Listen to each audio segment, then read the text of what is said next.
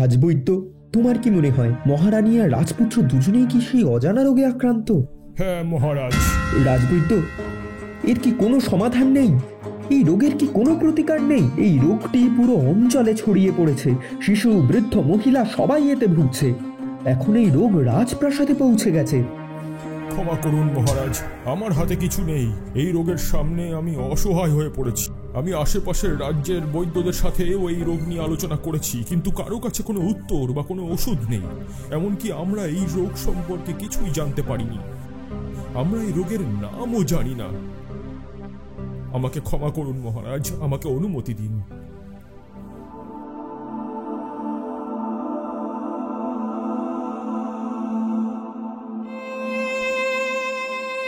তোমরা আমায় ক্ষমা করো, আমি এই রাজ্যের রাজা, তাও কিচ্ছু করতে পারছি না।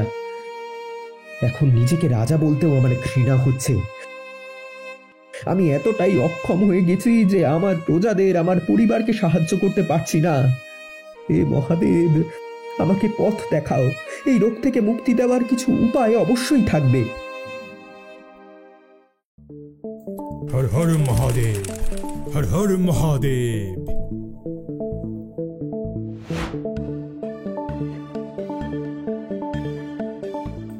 হর হর মহাদেব, হর হর মহাদেব।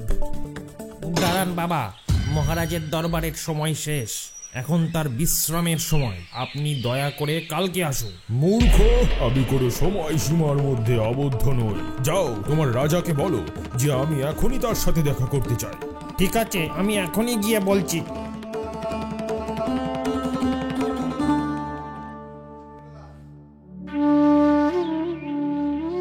মহারাজের জয় হোক।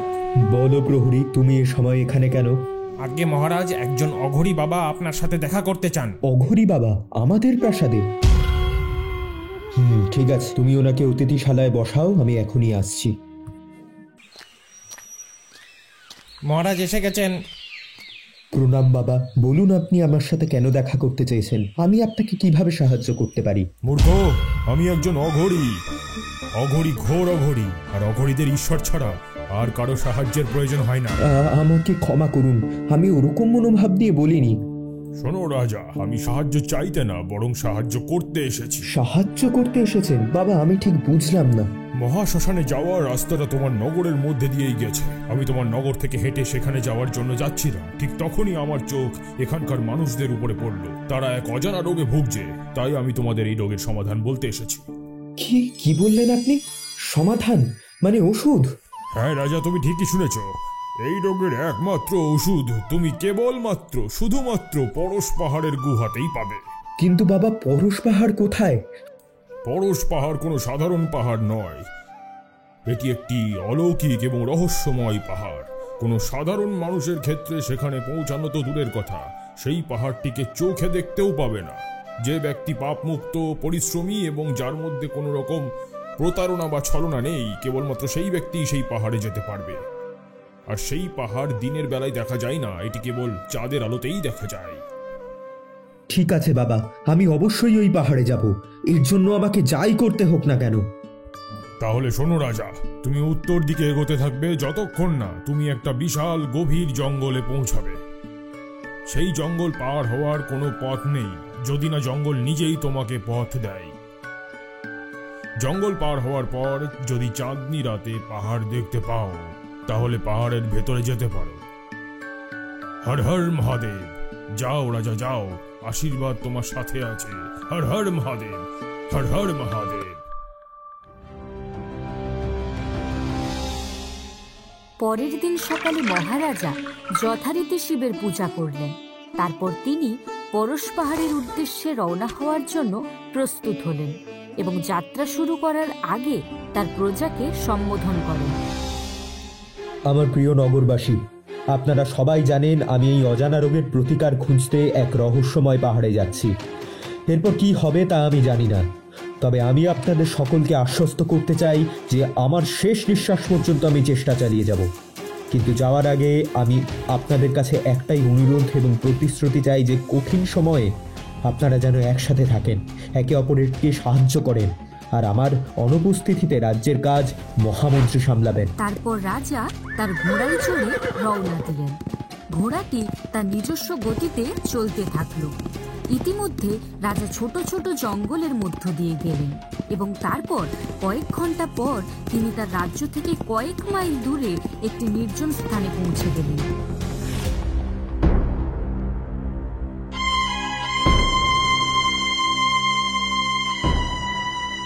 অঘরী বাবা বলেছিলেন যে উত্তর দিকে একটা খুব বড় কালো ঘন জঙ্গল থাকবে, কিন্তু আমি তো এখনো এমন কোনো জঙ্গল দেখতে পাইনি। এখানে সর্বত্র নীরবতা। তাহলে কি আমি পথ হারিয়ে ফেলেছি?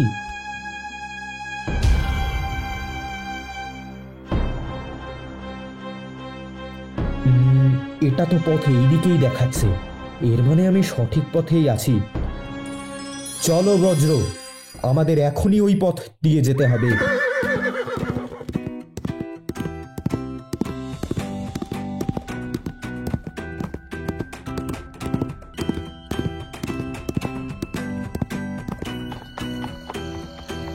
বজ্র, আজ রাতে আমাদের এখানেই বিশ্রাম নিতে হবে। আগামীকাল সকালে আমরা যাত্রা শুরু করব।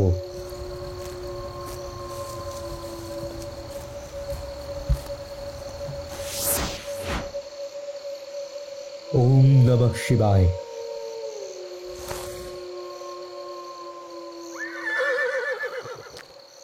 চিন্তা করো না, আমরা পৌঁছেই গেছি। ও, আমি আর হাঁটতে পারছি না, এই যন্ত্রণা আমাকে মেরেই ফেলবে। ওগো, ওসব কথা মুখেও আনবে না। আমি তোমাকে কিচ্ছু হতে দেব না, কিচ্ছু না। ধৈর্য ধরো, বৈদ্যের বাড়ি আর একটু দূরেই। যদি আমাদের গরুর গাড়িটা না খারাপ হতো তাহলে এতক্ষণে আমরা পৌঁছে যেতাম।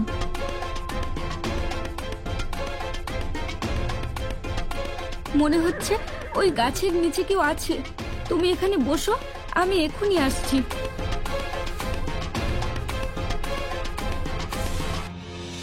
কেউ আছেন? দয়া করে আমাকে সাহায্য করুন, নইলে আমার স্বামীকে বাঁচানো যাবে না। কেউ আছেন? কে? আমার নাম মধুলতা, আর আমার স্বামী ওখানে বসে আছেন। আজ সন্ধ্যা থেকে তার পেটে প্রচন্ড ব্যথা হচ্ছে। আমি কোনোভাবে তাকে এখানে এনেছি, কিন্তু এখন সে হাঁটতেও পারছে না। আপনি যদি আপনার ঘোড়ায় ছেড়ে দিতেন, এর জন্য আমি সবকিছু করতে প্রস্তুত। আপনি বলুন। হে দেবী, তুমি মহান। তুমি এত রাতে তোমার স্বামীর জন্য এখানে এসেছো এবং যে কোনো কিছু করতে প্রস্তুত। কিন্তু দেবী, আমি একটা জরুরি যাত্রায় বেরিয়েছি এবং আমার পক্ষে ফিরে যাওয়া অসম্ভব, কিন্তু আমি অবশ্যই তোমাকে সাহায্য করব। এটা আমার ঘোড়া বজ্র। বজ্র তোমাদের বৈদ্যের বাড়িতে নিয়ে যাবে। কিন্তু আমি তো ঘোড়ায় চড়তে জানি না। ভয় পেও না দেবী, বজ্র খুবই সাহসী ঘোড়া, তুমি ওকে বিশ্বাস করতে পারো। আপনাকে অসংখ্য ধন্যবাদ।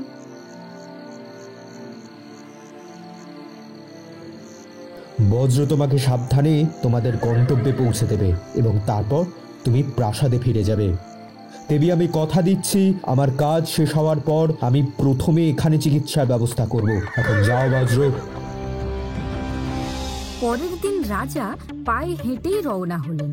তিনি প্রচন্ড রোদে হাঁটতে থাকলেন, থামেননি, কারণ তিনি তার প্রজাদের নিয়ে চিন্তিত ছিলেন। তিনি ধীরে ধীরে তার গন্তব্যের দিকে এগিয়ে যান এবং এভাবেই কয়েক ঘন্টা কেটে যায়। রাজা খুব ক্লান্ত হয়ে পড়েন এবং যার কারণে তিনি মাথা ঘুরে অজ্ঞান হয়ে পড়ে যান।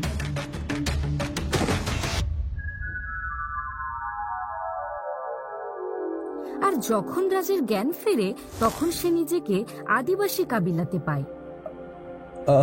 আমি কোথায়? তুমি আমাদের কাবিলায় আছো। আমাদের কিছু ছেলে তোমাকে অজ্ঞান অবস্থায় এখানে এনেছে। তুমি কে বাবা, এবং কোথায় যাচ্ছিলে? আমি রাজা আদিত্য। এরপর রাজা আদিত্য তাদের সবকিছু খুলে বলেন। তখনই হঠাৎ একজন আদিবাসী ছুটে এসে চিৎকার করে বলে, পালাও পালাও, গিরগিটি আসছে। শোনো, তুমি তাড়াতাড়ি নিরাপদ জায়গায় লুকিয়ে যাও, নইলে সে তোমাকে খেয়ে ফেলবে। আপনি কার কথা বলছেন? আসলে সে একটা দানব। সে মাঝে মাঝেই আমাদের কাবিলায় আক্রমণ করে। আমরা অনেকবার তার সাথে লড়াই করার চেষ্টা করেছি, কিন্তু সে খুবই শক্তিশালী। আপনারা সবাই লুকিয়ে পড়ুন, আমি ওকে দেখছি। দাঁড়া, আমি তোকে সতর্ক করে দিচ্ছি। যদি নিজের ভালো চাস তাহলে এখনই এখান থেকে চলে যা এবং কোনো অজানা জায়গায় আশ্রয় নে, অন্যথা তোর জন্য কিন্তু ভালো হবে না। এত সাহস তোর, তুই আমাকে থামাতে এসেছিস? কি বোকা, তাহলে তোকে দিয়ে আজকে খাওয়াটা শুরু করবো, আজকের দিনটা। হর হর মহাদেব।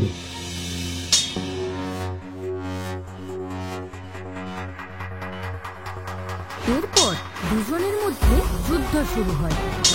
দানব শক্তিশালী ছিল, তাকে পরাজিত করা এত সহজ ছিল না। তাই রাজা তার বুদ্ধিমত্তা ব্যবহার করে তার তলোয়ার দিয়ে তার পায়ে আক্রমণ করেন। দানবটি আহত অবস্থায় মাটিতে পড়ে গেলে তিনি তার ঘাড়ে আক্রমণ করার জন্য এগিয়ে হর হর মহাদেব। তখনই ক্ষমা করো, আমাকে ক্ষমা করো, আমি কথা দিচ্ছি আমি এখান থেকে চলে যাব।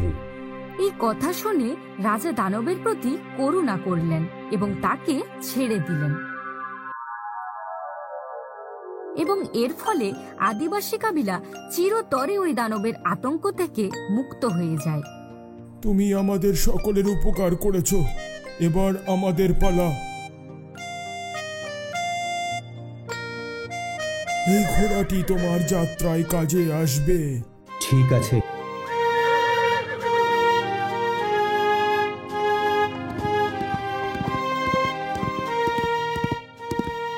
এরপর রাজা ধীরে ধীরে জঙ্গলের ভেতরে চলে যান, কিন্তু বারবার একই জায়গায় ফিরে আসেন। তখনই গাছ থেকে চিৎকারের শব্দ শোনা যায়। রাজা নিজের কান বন্ধ করে নেয়। অন্যদিকে ঘোড়াটিও ব্যাকুল হয়ে রাজাকে ফেলে দেয় এবং সে মাটিতে পড়ে গিয়ে ব্যথায় ছটফট করতে থাকে। রাজা কিছু বুঝতে পারার আগেই গাছের শিকড় এবং ডালগুলি তাকে এবং ঘোড়াটিকে নিজের দিকে টেনে নিতে শুরু করে। রাজা নিজেকে মুক্ত করার যথাসাধ্য চেষ্টা করে, কিন্তু তার প্রচেষ্টা ব্যর্থ হয়। তারপর সে চোখ বন্ধ করে মনে মনে ভগবানকে স্মরণ হর করে হর মহাদেব। এবং তারপর একজন দেবী আবির্ভূত হন। হে মানব, আমি জঙ্গল দেবী। এই জঙ্গল অনেক কারণে অপবিত্র হয়ে গিয়েছিল। আজ তোমার ভক্তির কারণে এর পবিত্রতা ফিরে এসেছে, তাই আমি তোমাকে কিছু দিতে চাই। এটি একটি জাদুকরী ভেষজ, যে কোনো ক্ষতে লাগালে তা তাৎক্ষণিকভাবেই সেরে যাবে। তোমার যাত্রা মঙ্গলময় হোক। এরপর রাজা কিছুক্ষণের মধ্যেই জঙ্গল অতিক্রম করেন এবং তারপর চাঁদের আলোয় তিনি পরশ পাহাড় দেখতে পান। এই তো দেখতে পেয়েছি। হে মহাদেব, অনেক ধন্যবাদ। এখন আমার প্রজারা শীঘ্রই সুস্থ হয়ে উঠবে।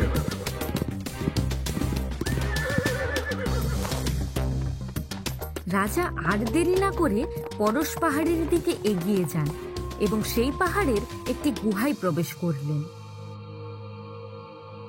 সাথে সাথে তিনি একটি কণ্ঠস্বর শুনতে পেলেন।